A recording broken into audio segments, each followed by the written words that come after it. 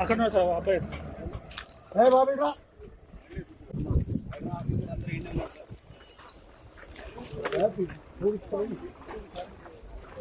అటుపక్క ప్రతి దానిలోనూ మనం ధర్నా చేసాం. ఇగో ముఖ్యమంత్రి గారిని ధర్నా చేసి లైవ్ వినిపించాయి అందరికి. ఏం తెలియదు సర్వే చేసి మార్కింగ్ చేసి ఇది ఇది అంటే మాట్లాడు మనం కబ్జా చేసిందంటే మ్యాప్ ఇది, ఫెన్సింగ్ ఇది. ఇది సుమారుగా 20-25 సంవత్సరాల నాడు పాతినటువంటి ఎఫ్టిఎల్ బౌండరీ. మ్యాప్లో కానీ ఎఫ్టిఎల్ బఫర్ జోన్లో కానీ మేము ఎక్కడా కూడా అడ్డుకునే ప్రసక్తే లేదు. కానీ ఈ డీవియేషన్ చేసినటువంటి సబ్జెక్టులు ఏమన్నాయో అవి అధికారులని మనం నిలదీయాల్సిన అవసరం ఉంది. ఆ విషయంలో మాత్రమే అధికారులతో మాట్లాడటానికి వచ్చాం. మా దగ్గర అన్ని కూడా గతంలో వాళ్ళకి సబ్మిట్ చేసినటువంటి పేపర్లు అన్నీ కూడా ఉన్నాయి. ఆ పేపర్లు ఇచ్చి వాస్తవాలను ఇంతమంది వేలాది ప్రజానికం పాత ఫెన్సింగ్ చూస్తూ ఉన్నారు. ఇవన్నీ కూడా ఎందుకు డీవేట్ చేయాలని చెప్పి, ఎందుకు డీవేట్ చేశారని చెప్పి అనడానికి మాత్రమే నేను ఇక్కడ రావడం జరిగింది. వాళ్ళు సర్వే చేయాలి, బౌండరీ పాతాలి, ఉన్న వాళ్ళ ఖాళీ చేయమని చెప్పి చెప్పాలి. చెయ్యినప్పుడు చట్టపరంగా చర్యలు తీసుకుంటారు తప్పించి. రేపు నాకు తెలిసి ఈ సీఎట్ సొసైటీ వాళ్ళు ఒక మాట చెప్పారు. నిన్న నా దగ్గరికి ఆదివారం కావడంతో అందరు వచ్చారు.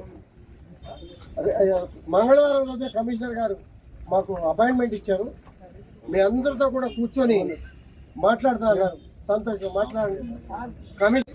ఒకరోజు ముందే వచ్చి కూల్చివేతలు మొదలు పెట్టారు అంటే దీని అంతరాయం ఏంటనేది అధికారులు అడగడానికి నేను వచ్చా.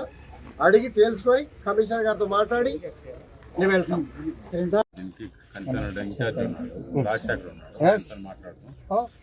రెడీ రైట్ సార్, మీరు సర్వే చేయండి సార్.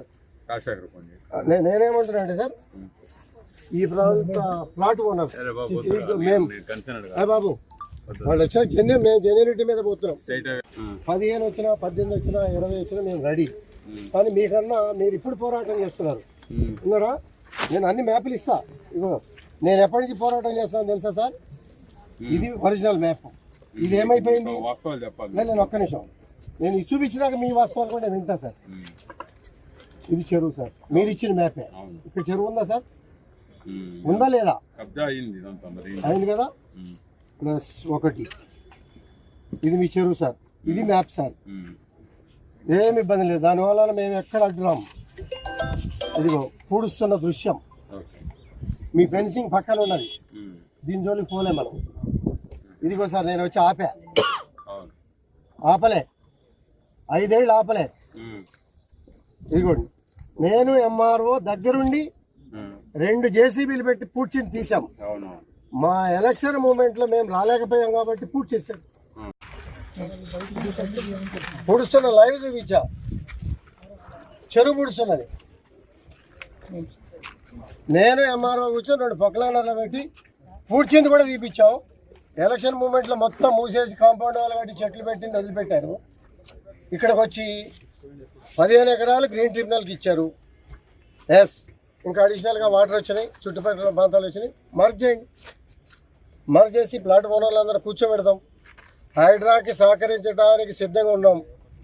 హైడ్రా మీద గతంలో చాలా వ్యతిరేకత వచ్చింది. కానీ ఎందుకు? వర్షంలో ముంపు రాదు అనేది ధైర్యం, మనోభావాలు చాలామంది ధైర్యంగా ఉన్నారు. మంచి పరిణామం, దాన్ని సహకరించాల్సిన బాధ్యత ఉంది.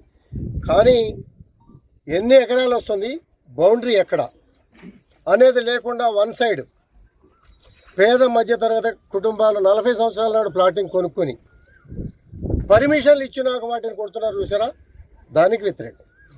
ఉన్న జెన్యున్గా ఏదైతే ఎఫ్టిఎల్ బఫర్ జోన్ ఏదైతే గతంలో, ఇవాళ ఎవరు చూడాల్సిన అవసరం లేదు, ఎవరో మేనేజ్ చేసేది కూడా ఏమి ఉండదు. దీనిలో క్లారిటీగా లైవ్లో ప్రతి వాళ్ళు కూడా కంప్యూటర్లో డౌన్లోడ్ చేసుకోవచ్చు. ఆ డౌన్లోడ్ చేసుకున్న ప్రకారం మార్కింగ్ చేసి బాధ్యత మేము తీసుకుంటాం తప్పించి అడ్డగోలుగా కూలగొట్టటాలు చేయటాలు అనేది మంచి పద్ధతి కాదు ఎవరైనా కూడా. ఎందుకంటే నేను ఇప్పుడే చెప్పా, గతంలో హైడ్రా అంటే వ్యతిరేక భావంతో ప్రజలు ఉన్నారు. ఇవాళ చాలా పాజిటివ్ వేవ్లో నడుస్తూ ఉన్నాయి. ముంపు ప్రాంతాలు ఉండవు, వాటర్ లెవెల్కి క్లియర్ చేస్తున్నారు. బ్రహ్మాండమైనటువంటి మెసేజ్. ఈ నీళ్లు తాగితే మీ ఆరోగ్యాలు, ఆస్తులు అమ్ముకున్నా కానీ ఆరోగ్యం కాపాడుకోలేరు. ఇది పొల్యూషన్ వాటర్ అని చెప్పి చేశారు. మనం గౌరవించాలా, అభినందించాలా, అప్రిషియేట్ చేయాలా. అంతే తప్పించి కొన్ని విషయాల్లో డివేట్ అవుతున్నారు. మరి కమిషనర్ గారికి తెలుసో తెలియదో నాకైతే ఐడియా లేదు. కమిషనర్ గారి దృష్టికి కూడా నేను తీసుకెళ్తాను. ఇప్పుడు చెప్తున్నాను.